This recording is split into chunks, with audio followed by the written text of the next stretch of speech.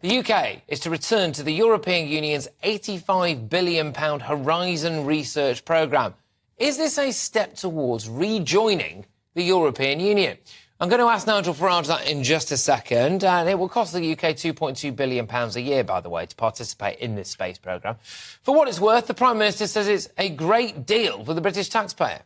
I listened to the science and research community here. They said that association to Horizon was a priority. That's what I've delivered, and we've delivered a specific deal for the UK that works in the best interests of our researchers and scientists, but also in the best interests of British taxpayers. That's what we've achieved today. You can see the, as I said, overwhelming support for that, and that's because this is a great thing. This is a great thing for cementing our status as a science and research superpower. That's how we're going to drive growth in this country. That's how we're going to create jobs and spread opportunity.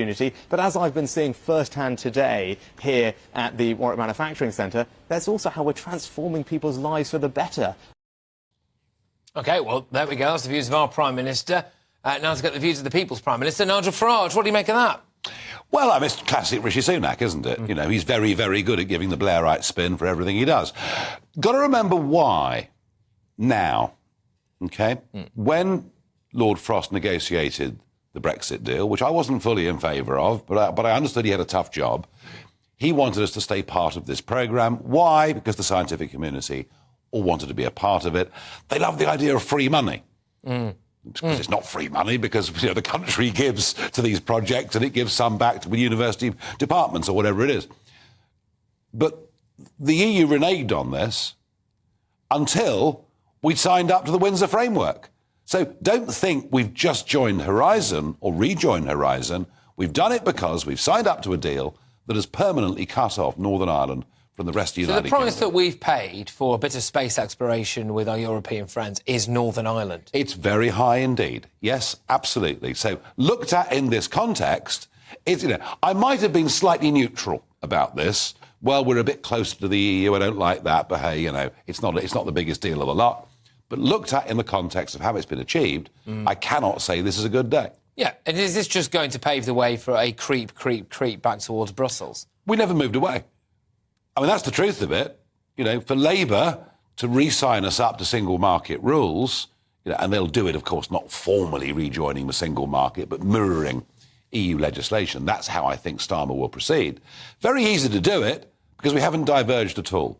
So whichever way you cut it, on the international stage, Brexit's worked. In foreign policy terms, Britain stands taller, makes bigger decisions, has more say. But domestically, in terms of men and women running their own businesses, living their own lives, it's made very little difference. Which is interesting, really, because that was kind of one of the opposite points of campaigning for Brexit. Obviously, wanted Britain to stand tall in its own right on the international stage, fine. But really, it was mainly about your average man and woman on the street being better off. Well, it was about migration, which is now running over 1 million people a year and now settling legally in Britain, let alone what's happening in the Channel. But it was especially for people working in small and medium-sized businesses about life getting a bit easier, and it simply hasn't. So, on the face of it, you go, well, all right, some kind of EU space programme that we're a part of, all right, fine. But this could be used as part of a wider thing to say in the future, well, we're already a part of this with the EU, we're already a part of that. And then before you know it, you end up with somebody... Well, we've signed up to this. We've also signed back up to Copernicus, which is sort of a, sort of satellite... weather programme. We've said no to Euratom.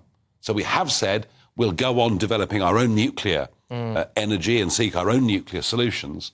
But yeah, I mean, if you wanted to sign us back up to it, look, I tell you what, Patrick, there is no way that a Labour government in its first term is even going to consider rejoining the European Union. That would open massive fissures up within the Labour Party. They're not going to do it, but the truth is we haven't got the Brexit we voted for, and we will creep just that little bit closer. Do you think in your lifetime we'll rejoin the EU?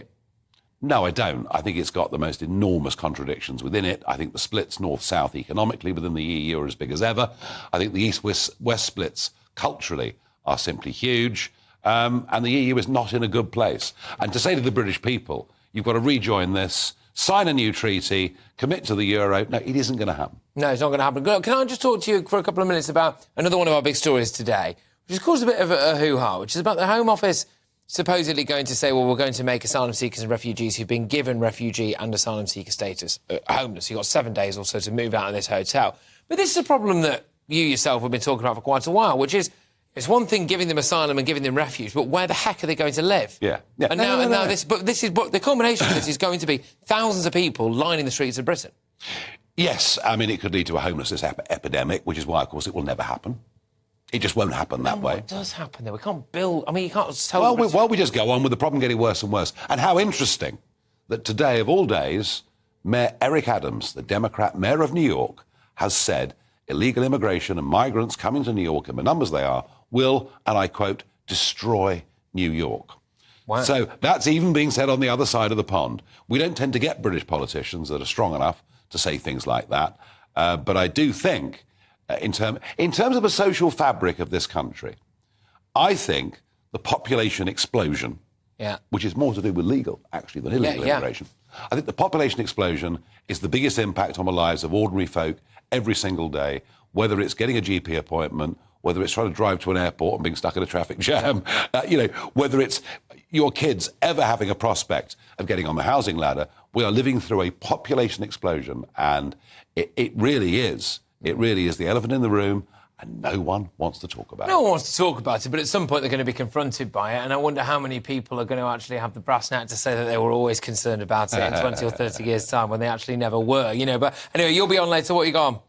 I'll be talking about the Windsor Framework, interestingly. I've got Ian Paisley MP coming on to show that as a result of this agreement, there are certain quite important medicines we may not be able to access in the future.